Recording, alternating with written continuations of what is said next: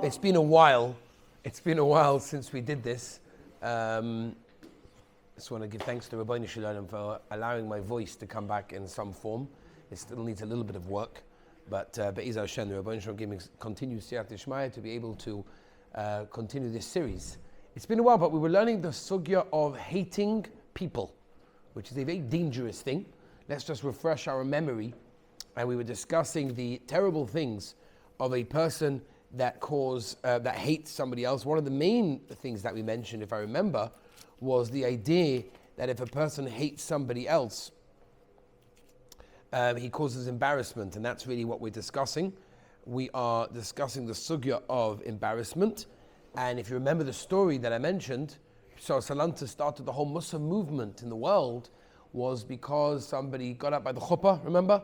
He got up by the chuppah and he said, "Oh, how much you charge for my shoes?" And this guy was now a wealthy guy and he was no longer a shoe repairer, and he got so embarrassed that he died. So Salanta understood from there that it's time to start the Muslim movement because people have to learn to work on themselves. And that is a very, very important thing to do. And that is what we are doing over here. I want to bring to your attention, again, just because it's been a while, I want to bring to your attention the Rabbeinu Yonah that we mentioned as well. Rabbeinu Yonah tells us that when a person embarrasses someone, it is likened to killing him.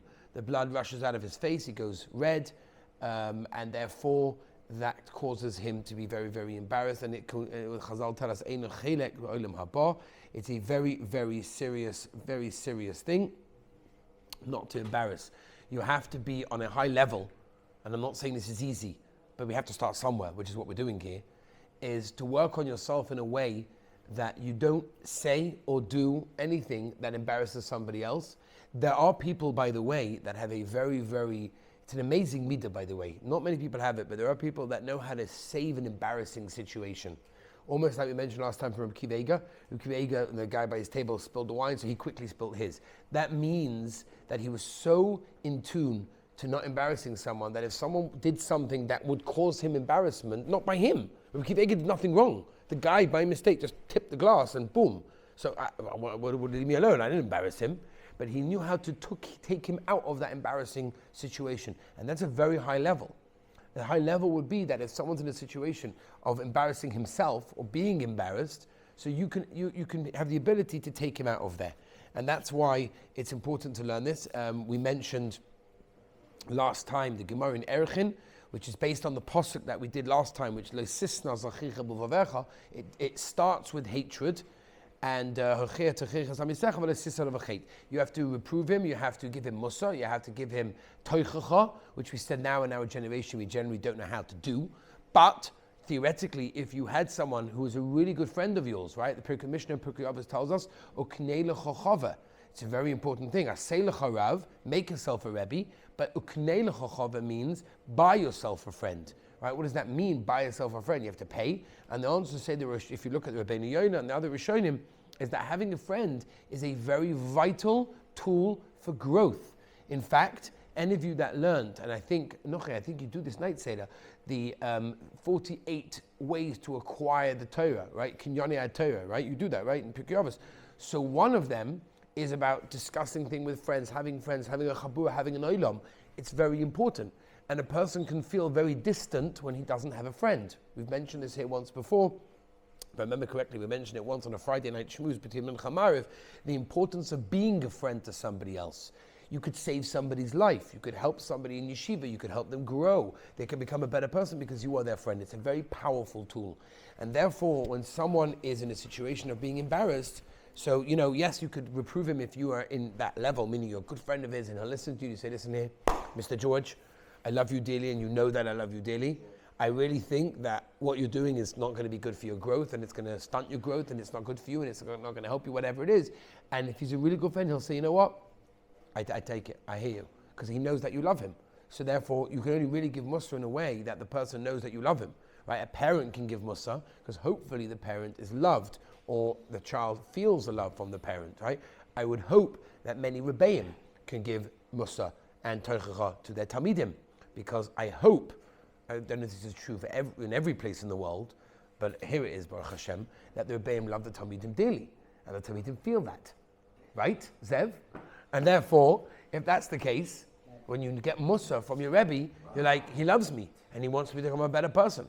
So therefore, that will be okay. So that is on the sugya of giving Musa, which we said we don't do, but that's where this comes from. Not to embarrass somebody else, which Rashi brings down over there in Erchen Tazayin, Shechenu Barabim Lahalbin Panav. When you give someone Musa, sometimes we feel that we're in the position to give Musa. It's a very dangerous thing. Forget about in private, but if you do it in public, the guy will be embarrassed. You're embarrassing him, and that's a terrible, terrible thing. You've got to be very, very careful for a person not to do that, not to embarrass somebody else, because if you do embarrass somebody else, what happens, if you remember, I'm not sure if we mentioned this, but I'm going to mention it now. We know by the Sugi of Yehuda and Toma, I'll read you a lashon of Tosfos. Tosfos and cited that Yudam at base, right? The Olam past Yud. The Olam past Yud already, right? You passed Yud and Saita, right? Okay, so good, you're way past that. So I don't know. Try to think back to this Tosfos when you did it, because this Tosfos will jog some memories, right? Tosfos like this. There's a Chazal. The Chazal, yeah, Tosfos and Yudam at base. Tosfos and Saita. Remember that one? So there's a Chazal. The Chazal tell us, what does that mean? Anybody translate that, please, for me?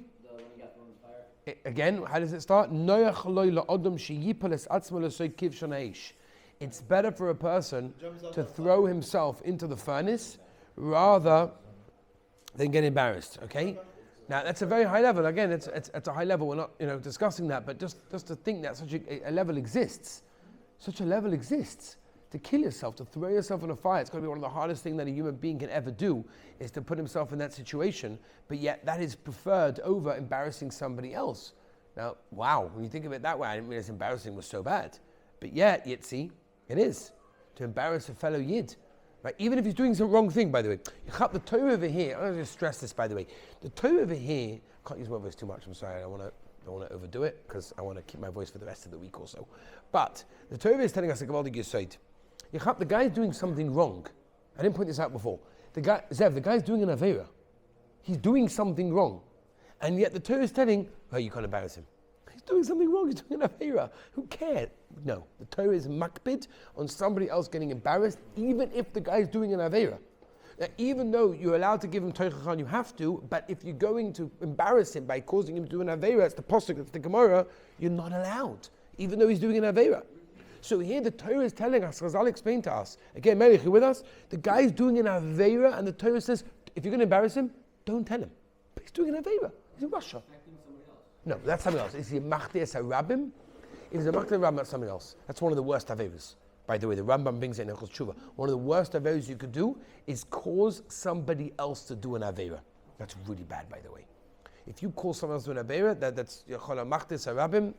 I don't want to tell you what the Rambam finished off with. It's really, really bad. What? Can you give that person Musa in private? If the person's Machtes HaRabim, you can tell him off, yeah. I think you can't be a shliach for an Aveira.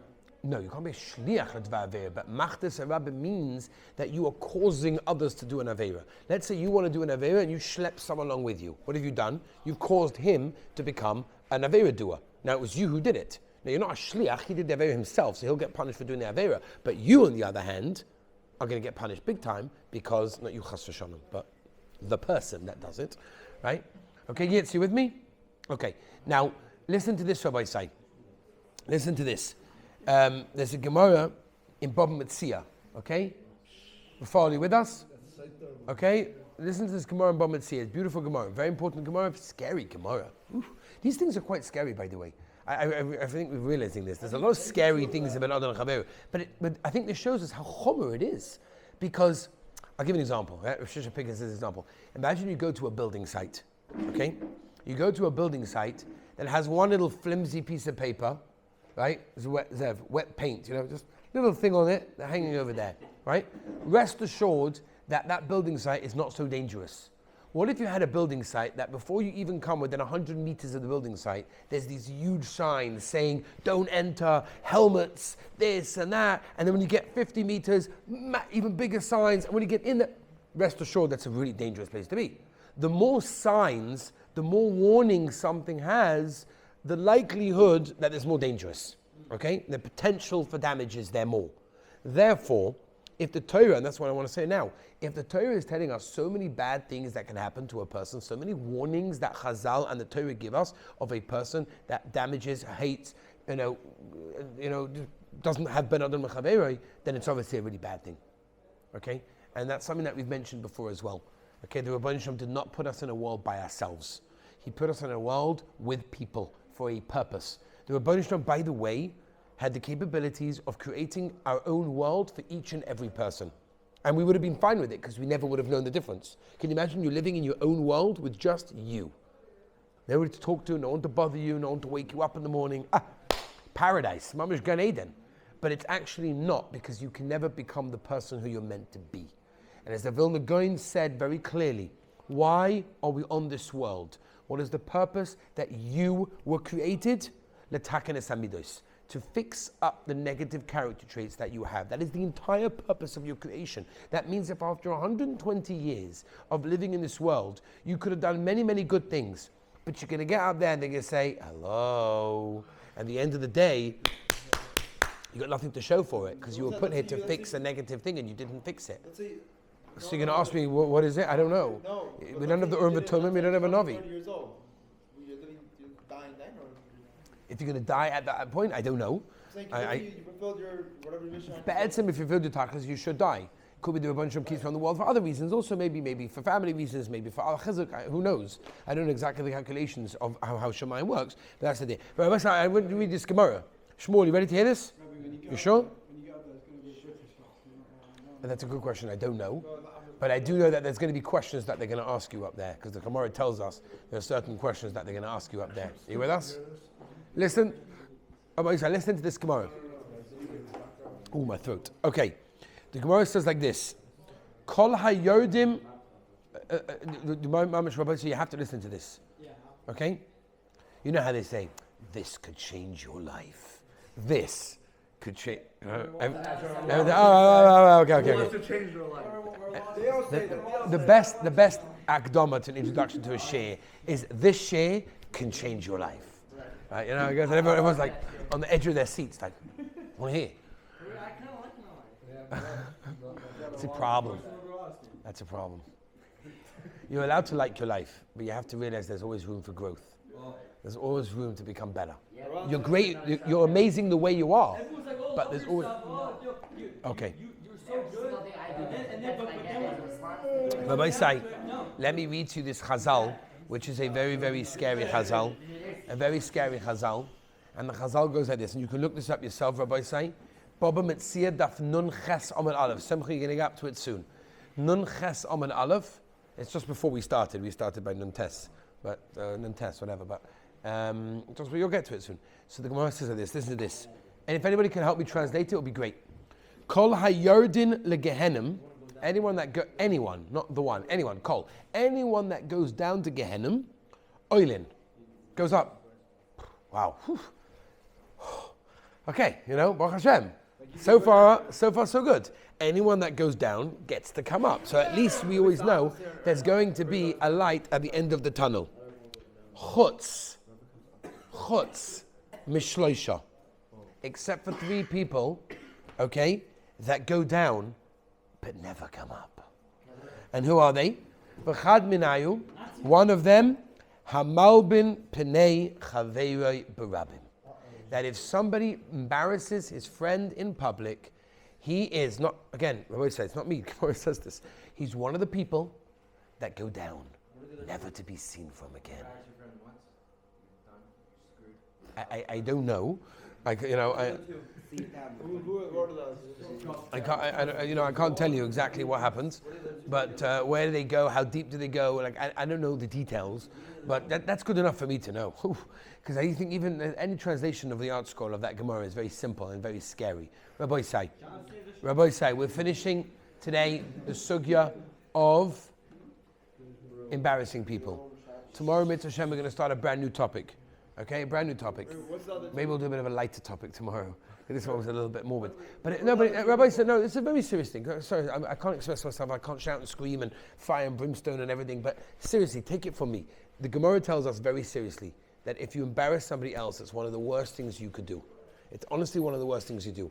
You have to think about this in your communication and your relations with other people. When you talk to people, when you communicate with people, when you act with people, it could be on your face, it could be what you say, it could be a text, it could be anything, right? You make someone look stupid, everyone laughs at him, the guy himself laughs because he doesn't look like an idiot, but really he's upset inside and you have no idea how much damage you're doing. If you remember, we discussed about that story of the guy that found it difficult to find a shidduch many years later, simply because people were spreading things about him. Okay, that's a sug of Lashon Hara, maybe we'll get to that also. But a person has to know that when you embarrass somebody else, it is a very serious Aveira. It's an Aveira that causes often damage emotionally within the person that can last for many years. And it causes also punishment, beyond belief. Tomorrow, Be'ezus Hashem, the plan is to start a brand new sugya within Ben Adam Lechaveir. We're going from topic to topic. Mitzvah Hashem, we're going to work our way through until you guys become perfect people. Perfect as best you possibly can in this world. But like I said, even more perfect than you, even though you're amazing. But again, there's always room for growth because that's what we're here for. Okay? We're both say join us tomorrow to start a brand new sugya.